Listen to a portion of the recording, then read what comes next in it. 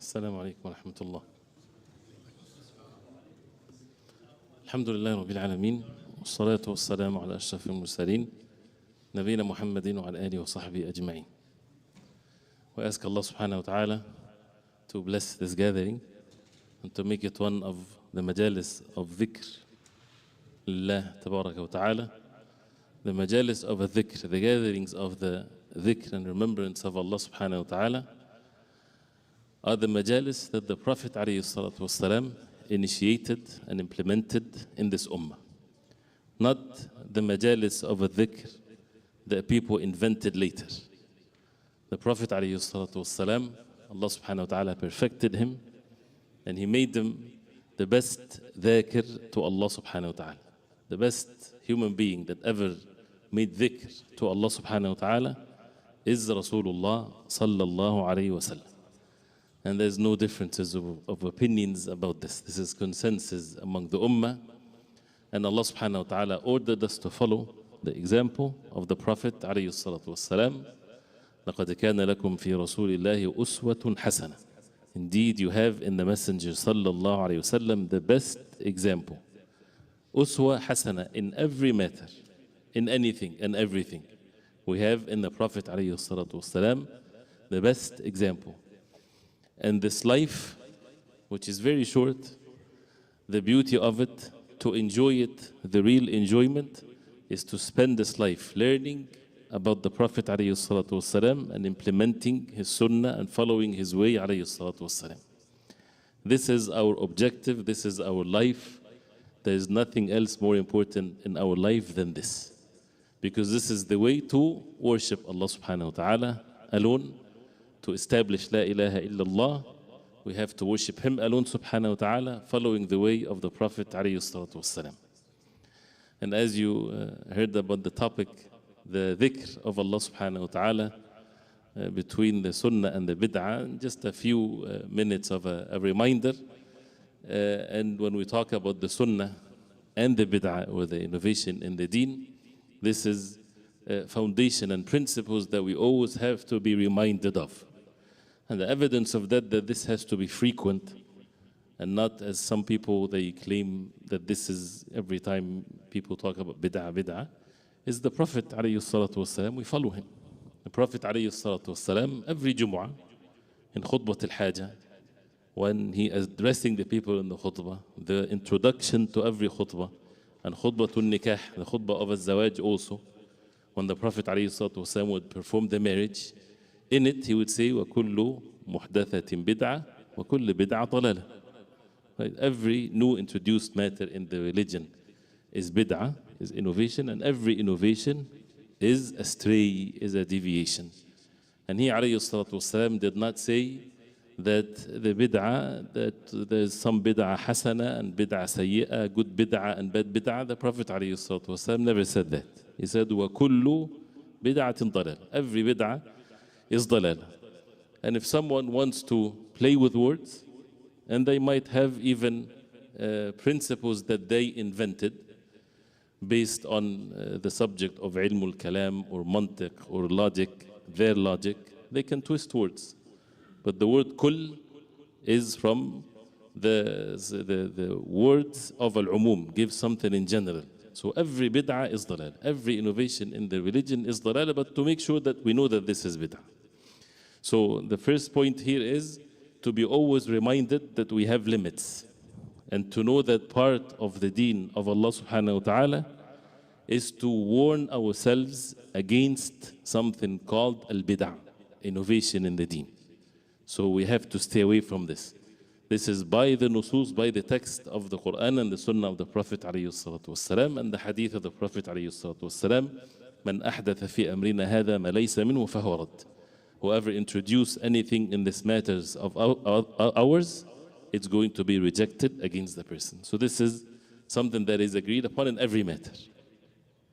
And at the same time, when we say we follow the Sunnah, and this is where the concern should be, and to really indulge ourselves into be among those who make remembrance of Allah subhanahu wa ta'ala, not just for a limited amount of time, but to occupy our life with the dhikr of Allah subhanahu wa ta'ala. Because when Allah subhanahu wa ta'ala praised those who make dhikr of Allah subhanahu wa ta'ala, He praised them that they make lots of dhikr to Allah. وَالذَّاكِرِينَ اللَّهَ كَثِيرًا وَالذَّاكِرَاتِ. And we talked about that before many times. وَالذَّاكِرِينَ اللَّهَ, those who remember Allah, وَالذَّاكِرَات, male and females. But the word mentioned kathiran. What's kathiran means? In abundance, a lot.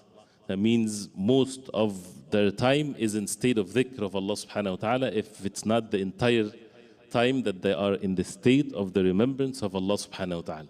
And this is what is praiseworthy. And Allah subhanahu wa ta'ala, when He talked about the munafiqeen, the hypocrites, He stated that they make dhikr. They also make dhikr to Allah subhanahu wa ta'ala, but لا يذكرون الله إلا قليلا. They don't make dhikr of Allah subhanahu wa ta'ala except qalilan, except for a little while, not too much.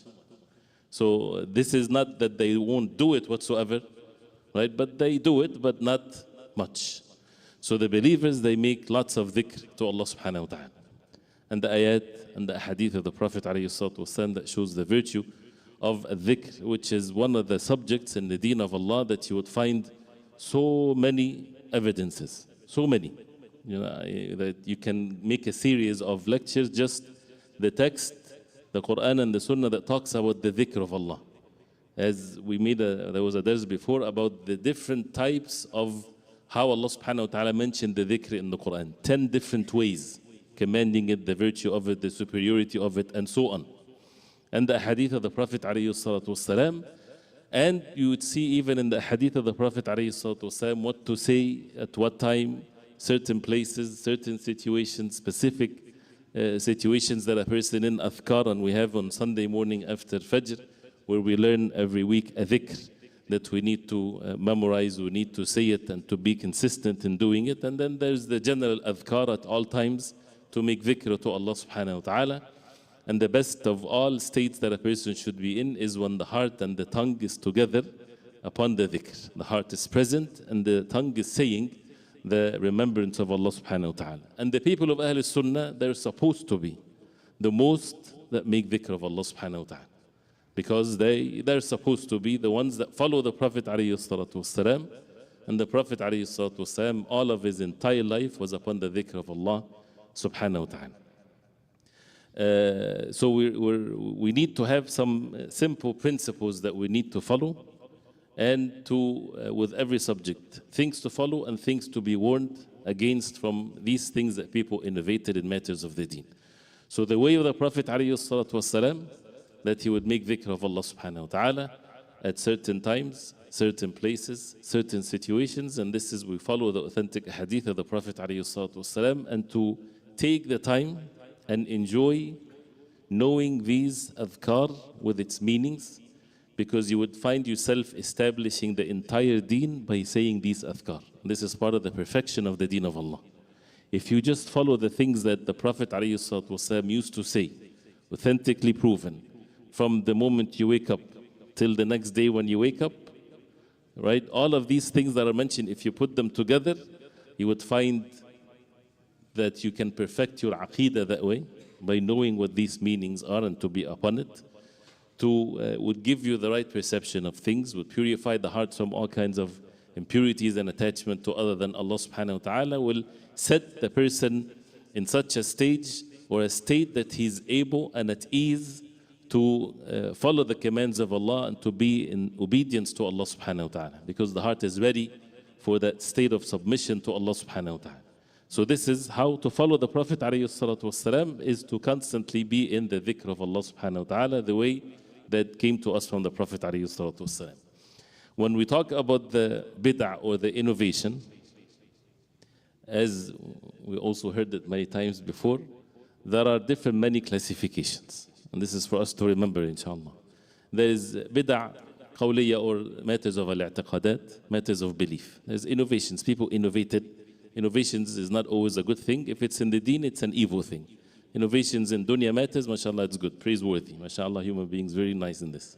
But matters of deen, wahi from Allah, aqeedah, ibadah, and so on, there is no rooms for innovation. Al-ijtihad is something else. Al-ijtihad, when a nazila, something new happened to the ummah, for example, so the ulama, they make ijtihad to give the rulings for it, that's different. But bid'ah is when someone initiate a matter of belief that is not according to the Quran and the Sunnah and was upon the Sahaba radiallahu anhum and the early generations of Islam. And the same thing with matters of ibadat, that the aql, the reason, has no place in it. The aql is to submit. Pray Salatul Dhuhr 4 rak'ah, it's 4 rak'ah. That's it. You don't have to question or why 4, not 5, things like this. So this is matters of belief, matters of ibadah, and we have this established. And the reason why, again, it has to be repeated. You have to be also able to watch and see things. We're exposed to all kinds of things. For some reason, people don't talk about these subjects. Or many people, I don't want to be unjust here. When you find someone or some people or groups or whatever there is, the deen is not explained in its totality like this. There's no warnings and glad tidings. There's no things that for people to do and things for people to be warned against. So, and it becomes like those who, there's, some keywords. If someone says it, then people become extra sensitive about these words and they would label people as a result of this. Now, this is how the evil works, by the way. So we have to be careful and we have to make sure that we put things in the right perspective and we don't exaggerate and we put our priorities very clear. But these are foundations of our deen. So we have the bid'ah that talks about matters of belief, and the subject of that is to learn our aqeedah. And the ummah and the youth and the old and everyone, if we don't learn the proper aqeedah, then we're setting ourselves up to major evil can happen to us. This is a very serious matter.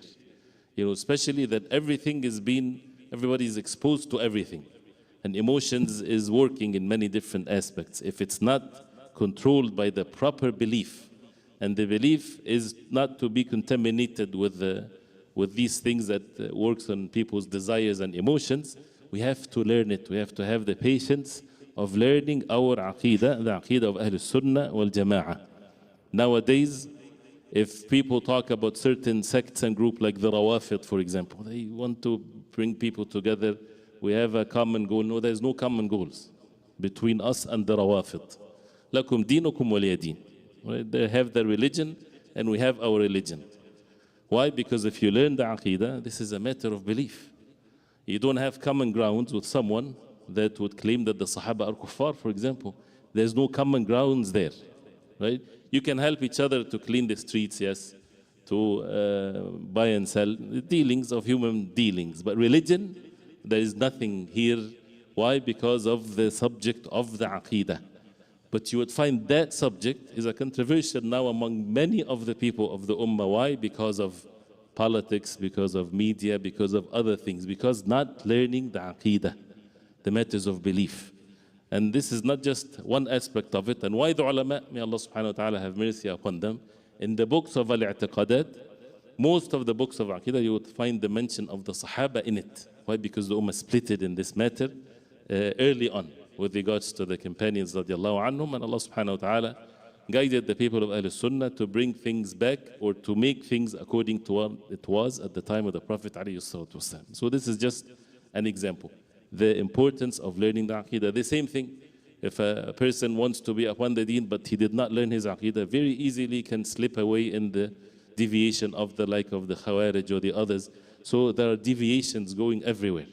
So to save oneself is to learn matters of aqeedah. Matters of ibadat, which is the subject here, a very simple way to understand categories of things. When it comes to the bid'ah in the af'al, and one of which is in the subject of al-adhkar, innovations.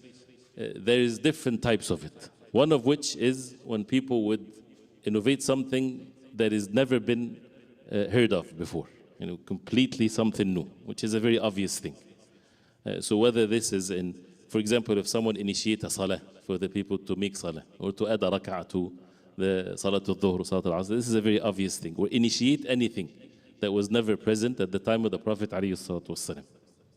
Another type of these innovations is when someone would add something to what is already part of the deen. Right? So to add something that is already established in the deen. To add words to the adhan, for example. Adhan is part of the deen. So can someone add some words to the adhan? There's nothing wrong, or a person claim it's okay. It's just a reminder to the people People now, they have alarms, so there's no point of saying, Hayya ala salah, Hayya al falah. Let's say something else. Can someone do this or add something? This is not permissible, of course. This is a very obvious thing. Adding something to what already been established as the deen of Allah. And the Prophet ﷺ, he taught his ummah to do it in a particular way, so people have to continue to do it the same way. Another type, which is confusing to some or unclear, not clear to many, is the sifa, is the way the ibadah is being said or done. That also to follow the way of the Prophet ﷺ in the way that he conducted himself while he was making this ibadah. So in the subject of the dhikr, how did the Prophet ﷺ describe the state of the Prophet ﷺ when he would make dhikr of Allah? The Prophet ﷺ would make dhikr of Allah by making the salah. So we salah, we know the salah. He would make dhikr of Allah subhanahu wa ta'ala after the salah. How did he make the dhikr after the salah that we say after we finish the salah? Is these things get reported to us? Yes, saved, very well established. The Prophet ﷺ, the people would see him 5 times a day making dhikr after the salah. How would he do it ﷺ? How? I'm not talking just about the words to be said, but how it was done. Would the Prophet ﷺ, for example, stand up and he start organizing the crowd? Hey everybody, we're going to start the session called the dhikr of Allah. Say this. And then they say after him. Then they finish, say this, right? And people would definitely, many of them were illiterate even. They want to learn things. Did the Prophet ﷺ did something like this? The answer is no. Then we do things the way the Prophet ﷺ did it. And everything is explained in details. So the sifa. And that's why when we talk about the bid'ah or innovations in adhkar, it's a way to, we need not to be confused. So when people invite us, or they don't invite us, and they get into gatherings of dhikr, and then they start doing weird things, right?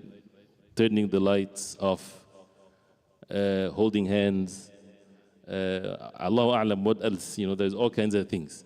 Chanting together, right? Moving right and left, jumping up and down, dancing, music, duf, whatever you name it, all kinds of things. There's no limits to it. The very simple question, we don't have to be scholars in the deen of Allah, but the very simple question, did the Prophet ﷺ did these things or he didn't do? Right? And that's why we always have to remind ourselves of this. If they say he didn't do it, but he allowed us, he said that this, or you would understand from the deen that there's nothing wrong with it, right? This is ibadah that you only get to know by the wahy from Allah. But did the Prophet ﷺ know about it and he did not convey it to his ummah? That means, وَالْعِيَاذُ بِاللَّهِ, betrayed his ummah, something of goodness that he didn't do. And as we heard the hadith in the khutbah today, مَا عِنْدِي مِنْ خَيْرٍ لَا أَدَّخِرُهُ عَنْكُمْ.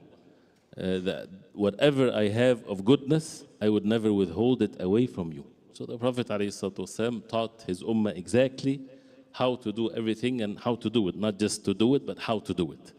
So we can have an encyclopedia of the bid'ah in adhkar, because there's no limits to it, right? There's no such a thing as these are the only bid'ah, because someone now can invent something. Right? Innovations in the deen, there's no limits to it. But we know the sunnah. So anything that is not according to the sunnah, and this is what we need to learn, then it's considered to be innovations in the deen. So the sifa of the adhkar also is important to understand, that it's for us to follow the way of the Prophet ﷺ. And we talked about the athar of Abdullah ibn Mas'ud before, when he saw the people in circles and they having heaps of pebbles, and the one that is leading them, he would say to them, say subhanallah, and they would say subhanallah, and they would count. He was so extremely angry with them, and he's a companion of the Prophet ﷺ, and the words that he said, and we mentioned that many times before, the words is much, much harsher than when they would deal with someone committing a sin. When someone has a sin, you know, you're supposed to be gentle with the person, be kind. And kindness should be at all levels, of course, if a person doesn't know. But how the Sahaba radiallahu anhum, they would do things with someone sinful, they would have this gentleness and this mercy to help the person to repent to Allah. But someone is changing in the religion, that's a completely different platform. This is introducing something to the religion. What happened to the nations before? The religion was purely revealed to their prophets. Musa alayhi salam and the people of Bani Israel with him, the believers among them, they were upon the pure religion that Allah subhanahu wa ta'ala is pleased with. What happened to these nations after Musa alayhi salam died? People start introducing things in the religion that it wasn't part of it, till they reached the state where Allah subhanahu wa ta'ala was angry with them. The same thing when Isa alayhi salam was sent to his people, sent to them with the pure religion from Allah subhanahu wa ta'ala. They innovated, initiated things, allowed themselves to change in the religion afterwards. And this is only unique for the nations before? No, it's going to happen also to this ummah. Because this is what the Prophet ﷺ said, لَتَتَّبِعُنَّ سَنَنَ مَنْ كَانَ قَبْلَكُمْ. You would follow the ways of the nations before.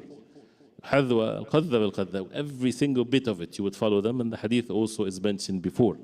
But as always mentioned, the difference between this ummah and the nations before is that Allah saved this religion. So no one can, completely change the religion. So people might change themselves, and the religion to them will be changed when they introduce things.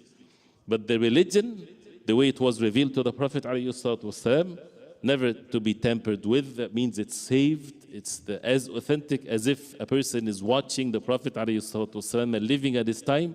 If a person wants to know, it's all there, preserved.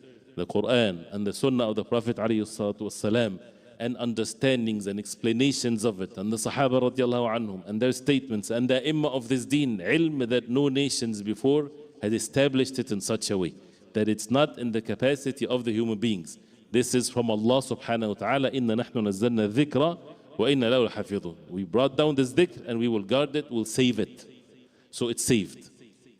But yes, there are deviations, because this is what Allah subhanahu wa ta'ala said, and this is what the Prophet ﷺ said. So say, for example, someone embraced the deen of Islam, and he would see that also among Muslims there are these different sects and so on. So he'd say, well, what did I do to myself? It's the same thing as the others also. No, we say it's not the same. Can you go back and even with regards to the message, abrogate all the messages before anyway? But even by the mercy of Allah, anyone that wants to truthfully go back to how Isa alayhi salam was conducting himself in ibadah and belief, there's no way. It's already gone, it's lost in its totality, in its perfect way. There's bits and pieces, yes. But no one can, and this is by the mercy of Allah. Why? So that people would see how Allah subhanahu wa ta'ala perfected preserving this deen of Islam. And the same thing with Musa alayhi salam. But they allowed themselves to change things. اتخذوا أحبارهم ورهبانهم أربابا من دون الله. They took their ahbar and their ruhban, lords besides Allah. As Ali ibn Hatim radiallahu anhu, when he said to the Prophet alayhi salatu wasalam, and he was a Christian, he said, we did not worship them besides Allah. He said, the Prophet alayhi salatu wasalam said to him, wasn't they the ones يحلون لكم الحلال ويحرمون عليكم الحرام? Wasn't they the ones that make the halal halal for you and the haram haram for you? He said, yes. He said, this is how you took them as lords besides Allah. So Allah subhanahu wa ta'ala protected this ummah, because this is the final message from Allah, the final messenger from Allah subhanahu wa ta'ala. But then the job of the ummah is to make sure that they preserve this deen, and it's going to be preserved. If it's not them, someone else, Allah subhanahu wa ta'ala would make them preserve the deen. So not to take these matters lightly, and to put things in the right perspective, and to make sure that we follow the sunnah and we stay away from all of these newly introduced matters, to protect the deen of Allah subhanahu wa ta'ala in our lives and the lives of the children to come and the generations to come. So in the subject of a dhikr, which is many times people, they fall into these things, it's a sign or a way to know who is initiating things versus those who are upon what Allah subhanahu wa ta'ala wants from them. Some of the things, and I will stop inshallah ta'ala. If you have any questions, you can do that inshallah. When it comes to, as you said, the prescribed time or situations or whatever, we follow the way the Prophet ﷺ. And then anytime you want to make dhikr, make dhikr. And the general adhkar, there is no bid'ah in the religion. It's not an innovation in the religion that you would say subhanallah the whole day. Alhamdulillah, Allahu Akbar, la ilaha illallah, like this. And you don't need to attach a number to it.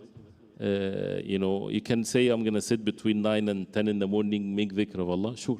Even if you make a number to yourself, there is nothing wrong.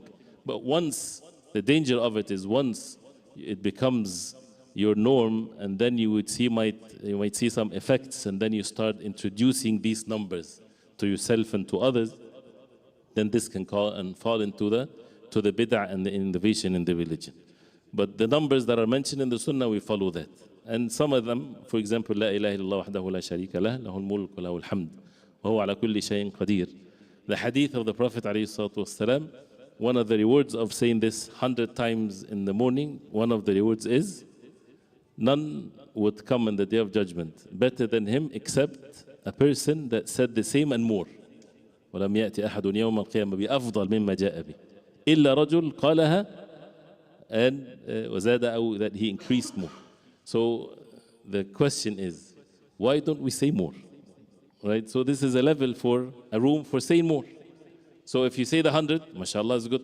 It's not only 100. You can make it whatever numbers, but you don't have to then make it or attach a number to it. Say the whole day, لا إله إلا الله وحده لا شريك له له الملك وله الحمد وهو على كل شيء قدير. The same thing with the general tasbihat, adhkar, reciting the Quran at all times, and each person according to what is best time for them to be consistent. In the morning, when you wake up at night, before Fajr, between Maghrib and Isha, all of that is perfect. There's no need for an evidence that this was done. This is the general dhikr. But to do the things that is in a sifa or in a way that is not according to the way the Prophet ﷺ, a person has to stay away from that, because this gets into the categories of innovating in the deen of Allah. So when we say the dhikr of Allah, the people of Ahl Sunnah are supposed to be the most among the people to make dhikr of Allah subhanahu wa ta'ala, and to follow the way of the Prophet ﷺ, and to be warned against all of these newly introduced matters that the Prophet ﷺ was not upon, that the Sahaba radiallahu anhum were not upon, and to follow the deen of Allah subhanahu wa ta'ala the way things are. So we ask Allah subhanahu wa ta'ala to protect us from the evil within our own selves, and this is just a quick reminder to myself and everyone in general. And I intentionally stopping early so that if you have any questions, but not stories, but just questions, inshallah, that'd be good, inshallah. No, if you think an ayah in the Quran, always you say this ayah will help you. Is that kind of? Now, the question is, if you think of an ayah that you would say this ayah always means of help for me. Every time you recite it, you find its effect, kinds of a mean of help to you. These types of things, if it's between a person and himself like this, he likes a verse that he likes to recite it all the time, and you see the effect of that in his life. In principle, there's nothing wrong with that. You know, you like a specific surah, so you like to recite that surah all the time. Sure, no problem. But once you prescribe it to others, this surah, if you recite it, you will find things happening in your life. This is where you fall into the bid'ah innovations in the deen. Who told you that? It's a personal preference, and there's nothing wrong with having a person. You can't say to someone, don't recite this surah many times. Right? Recite it as many times as you want. But once you say that if you recite this, this will happen to you, then you get into the ghaib, or the unseen. And then the question, did the Prophet ﷺ say that? So this is where a person should stay away from.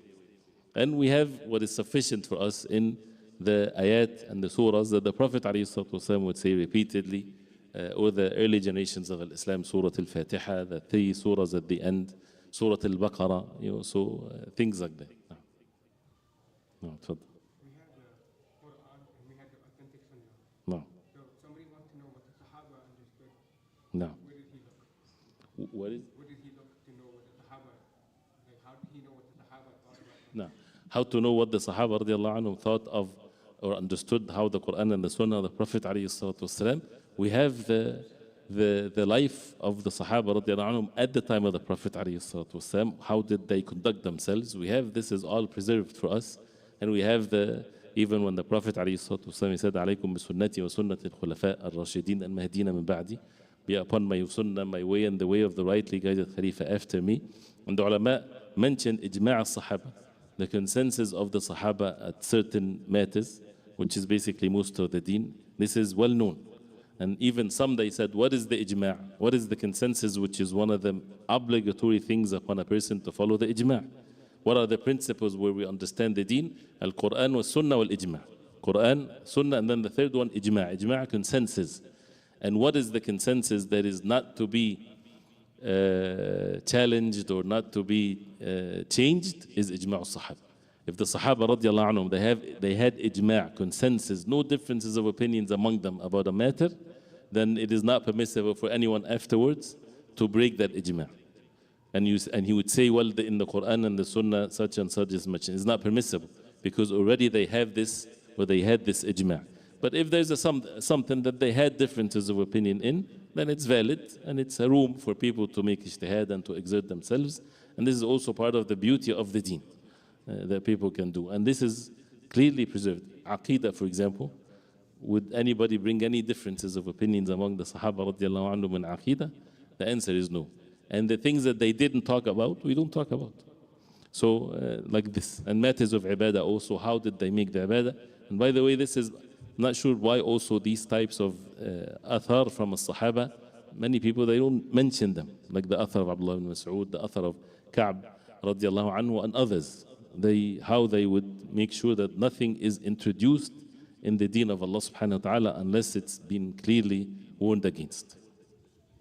Ibn Umar radiallahu anhuma, in the hadith of Jibreel, you know the hadith of Jibreel, the long hadith, that Arkanul Islam, Arkanul Iman, and Al-Ihsan. If we read the hadith in Sahih Muslim, how the hadith started, the two people, those who came to Abdullah ibn Umar, and they were asking him about bid'atul qadr. You know, when someone spoke about the qadr, things, deviation in matters of the qadr of Allah, and he said, inform them that Abdullah ibn Umar, bari, he disloyal himself, he distanced himself from what they're saying and what they're upon. And then he stated the hadith of the Prophet ﷺ. And also when you read, and we talked about that also, the history of how the things happen, you know, and how that the more at the time of at the end of the time of the Sahaba radiallahu anhum, those who were away from the Medina and things like this, they start to introduce things when the other nations get into the deen of Islam with their own things. But Allah subhanahu wa ta'ala preserved the deen of Allah subhanahu wa ta'ala. Find the bid'atul qadr fil Kufa, for example, and there was the Sham, also the bid'ah of al-qadr, al-khawarij, you know, things of that nature. No. Any other questions? Tfadal. So, elaborating to this question, let's say there are books for Aqidah and for Manhaj. Other stuff, such stuff. So, is it better, to read it ourselves before and go to a shuruf and then learn, or is it better to start with the shuruf and... Right. With books of Aqidah and Manhaj of understanding the deen, definitely no doubt that we have to learn it from the mashayikh, from the people of knowledge, from the students of knowledge, those who learned it from those who before us and so on. So we have to learn. إنما العلم بالتعلم. Knowledge is to be acquired by learning, not by just reading. And we have to, as also mentioned before, that you have to recognize the time that you're in and the environment that you're in.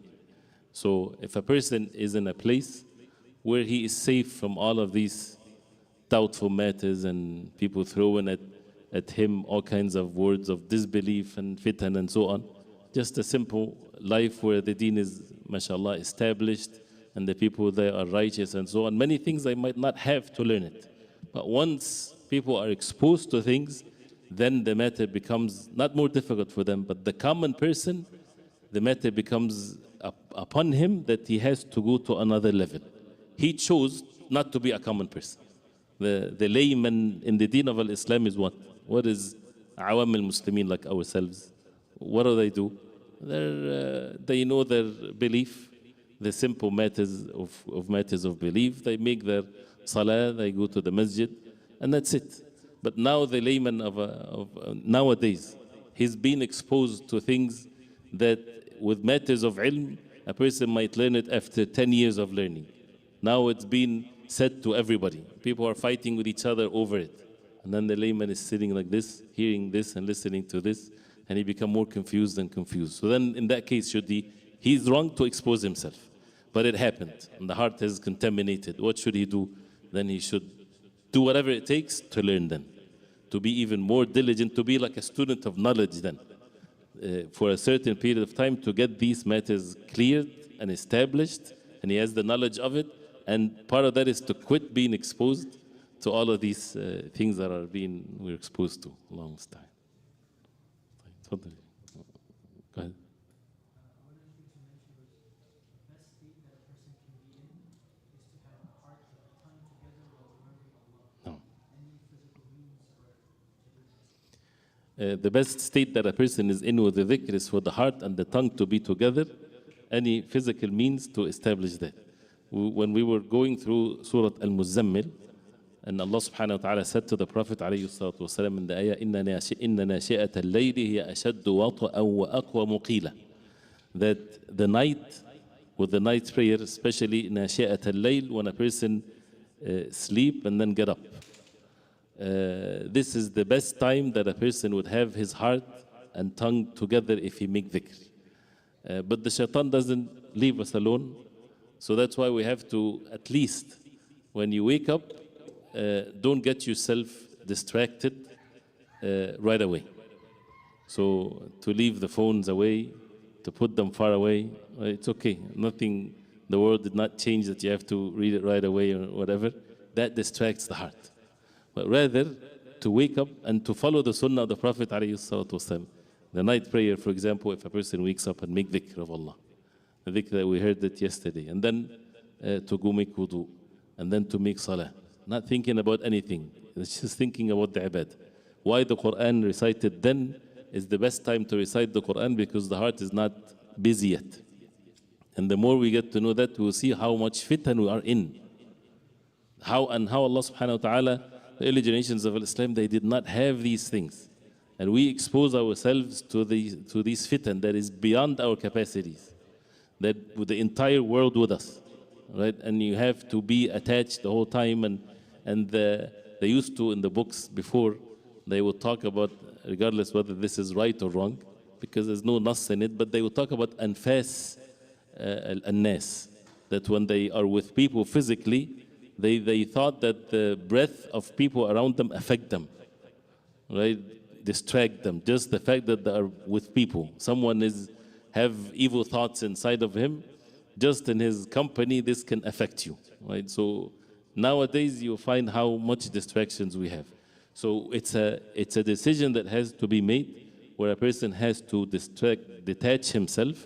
And the best is we have at least every day the moments where a person would sit and make dhikr of Allah subhanahu wa ta'ala without being distracted, especially tarafay nahar, the beginning of the day and at the end of the day.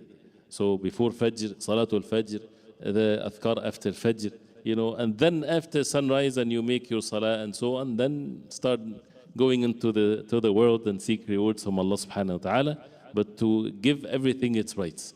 So we have to make a decision and a choice to detach ourselves, to have the heart and the tongue together upon the dhikr or the awrad that we do. Other than that, every time a person is making dhikr, he should exert himself to try to make it from his heart and his tongue. And this is a pleasant one. If a person gets used to it, then it becomes the norm. If a person is not able to, then at least say it with the tongue. Even if your heart is not upon it, it's okay. This is one of the ways to have it get into the heart, is to make it a lot.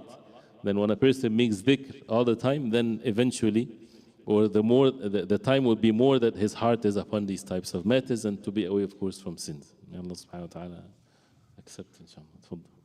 What time, what's the cutoff time for the, it's not here yet? It's not here yet, go ahead. Using Quran and Sunnah, can you explain to us how we should understand the relationship between qadr and free will? Using the Quran and the Sunnah, how to understand the relationship between the qadr and the free will, which is in very simple terms, as you said, according to the Quran and the Sunnah. The Quran and the Sunnah are very clear in the matter, that كل شيء خلقناه بقدر. Everything is by the qadr of Allah. So what the heart should be upon is that to believe in the qadr of Allah. Everything is by the qadr of Allah, and the qadr, as it's mentioned in the Quran and the Sunnah of the Prophet ﷺ, has in it the four foundations of it, or the pillars of it, which is basically the ilm, the knowledge of Allah subhanahu wa ta'ala, encompasses everything before and after at all times. Al-Kitaba, everything is written, and the first creation of Allah is Al-Qalam, the pen. and Allah subhanahu wa ta'ala ordered the qalam to write ma huwa ka'in, what's going to be till the day of judgment. So everything is written. And al-khalq, everything is a creation of Allah subhanahu wa ta'ala. We are creation of Allah, and our actions are creation of Allah, because we are not the creators, we are creation of Allah. And al-mashi'a, everything is by the will of Allah, and human beings, they have a will, but the will of Allah subhanahu wa ta'ala encompasses everything. So this is clearly stated like this. And also in the Quran and the Sunnah, it does not relieve the person from their responsibility. So they have a will.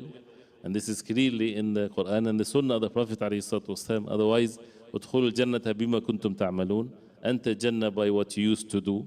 The Man arada al-ajilata ajjalna lahu fiha ma nasha'u liman nurid. Whoever wants this immediate life, Allah subhanahu wa ta'ala will give him whatever He would decree for him. وَمَنْ أَرَادَ الْآخِرَةِ, whoever will for the hereafter. So there's a will for the human being. And there is وَمَا تَشَاءُونَ إِلَّا أَن يَشَاءَ اللَّهُ. You do not will except what Allah subhanahu wa ta'ala will. So we have a will. And this is stated also clearly in the Quran and the Sunnah of the Prophet ﷺ, because Allah subhanahu wa ta'ala is the most just. So to believe in that, in the qadr of Allah subhanahu wa ta'ala, and to be busy with what we're created for. And the qadr is the secret of Allah subhanahu wa ta'ala, because that's how the Quran and the Sunnah states that we did not get to see what's in the qadr of Allah. And that's the secret of Allah. So that means we cannot indulge or get ourselves into that area only based on what the text in the Quran and the Sunnah. And always mentioned, even with reason, there's nothing wrong with that. No one would have a confusion when it comes to the qadr of Allah with their physical means in their life. So if someone punched someone else, then he will be punished because of that, and he cannot take the qadr as an excuse. Was it written that he punched him? Yes. It was in the qadr of Allah that he will punch that person. It's funny that sometimes when some people, they don't understand this. You have to be careful. When something already happened, say for example, a disaster happened, right? Someone did an evil crime, right? And he is so evil. He needs to be put to the justice, right? No doubt about this. But if someone says, this was the qadr of Allah, what's going to happen to that person that says that? They will say you're justifying his action. No, it's the problem is in your own intellect. You have a problem. You're mentally not good, right? If somebody will understand from this, that the person or the speaker means that to justify the evil action. What happened to any place, the killing that is happening to the Muslimin, for example, to the people in Gaza. That's the qadr of Allah. Does that mean to justify the killing? No. Whatever happened, already happened. That means that Allah subhanahu wa ta'ala decreed for this to happen. There's great benefit to believe this way. Nothing happens without the permission of Allah. So even the worst individuals on the face of earth, they are dragged on their faces to establish the qadr of Allah. So that the qadr of Allah subhanahu wa ta'ala is established, so that when they are punished, they're punished by the justice of Allah. They did it by their own free will, if it's okay to say that, and that's by the qadr of Allah. And that's why they say, اعملوا, as the Prophet ﷺ said, اعملوا فكل ميسر لما خلق له. اعملوا, he said, act, and do act of obedience to Allah, because everyone is made easy for him what he has been created for. So there is creation. The Jannah has its creation and the hellfire has its creation by the qadr of Allah. But you as a human being, اعمل, you act, as the Prophet ﷺ said, and then for the person will act according to this. No. Anything else, inshallah? I see the food is here, so we'll go ahead, inshallah. Yes, sir. Can you explain what the kibr, the one that you don't know, but you have that within yourself, but you're not aware of that, but you have that. Now, the kibr or the arrogance that you might not be aware of, and you might have it in your heart, which is the question by itself, it refers to the hadith of the Prophet ﷺ, كان في قلبي مثقال ذرة من كبر كبه الله على وجهه في نار جهنم, that whoever has the weight of a mustard seed of arrogance in his heart, he will be thrown on his face in the day of Al-Qiyamah in the hellfire. So who would ever feel the weight of a mustard seed of kibr in the heart? And it shows that something can be very small. So that means we have to learn what kibr is. And that's what the knowledge of it. And the person do the opposite of it, regardless whether he knows of himself being arrogant or not, it doesn't matter at the end. What matters is to act upon what Allah subhanahu wa ta'ala wants from us, to have the characteristics of those who are humble and not those who are arrogant. So the arrogant ones, their descriptions are mentioned, and the humbled ones are mentioned. And as the Prophet ﷺ said, Al-Kibru bataru al-haqq wa ghamt al-nas. Al-Kibr is to reject the truth and to belittle the people, to look down upon people. Some people, they only narrow it to the second part. So if someone, the haqq, the truth is made clear to him, and he rejected, even if he's the most humble to human beings, people would never think of that person as arrogant. But the haqq is being presented and he rejected it. He is arrogant. He has kibr in his heart.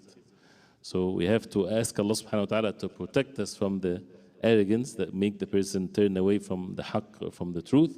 And ghamt al-nas, as one of the early generations of Islam, he said the meanings of which that when he go out, he sees everyone in his heart as better than him, because I know myself, but I don't know these people. I don't know what's in their hearts. I don't know what the end of their life is, but I know myself. So why would I look down upon them and think good of myself?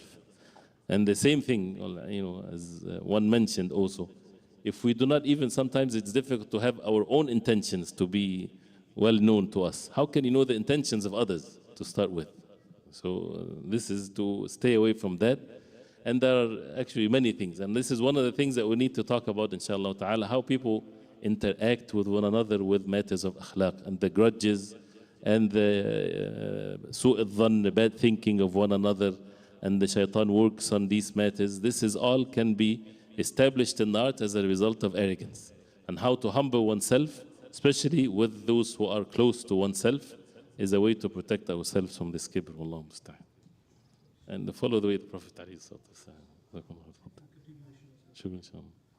If someone likes to be praised in family, I look good, they dress up good, and they come in front of everybody and No. try to present themselves and ask people to praise. Right. Is it a part of the kibr? When a person likes to be praised, and a person likes, or tell people to praise him even, right? To like to be praised, this is part of the nature of the human beings. Nobody likes to be reviled or anything. Everybody likes to be praised, right? This is nature. Allah subhanahu wa ta'ala created us this way. But you have to suppress this in a way that it does not lead the person to attribute things to himself. And that just with the matters of belief and just another to look into things very easy and simply, a person will find that it's not because of him. If someone is praised, either praised for matters of deen or matters of dunya. If it's matters of deen, that he made it for Salatul Fajr today, mashallah, can do that to the children, mashallah, to encourage them. But for an adult, he knows that it's not because of him. Allah subhanahu wa ta'ala is the one that, this is the deen. Allah subhanahu wa ta'ala is the one that helped him and guided him.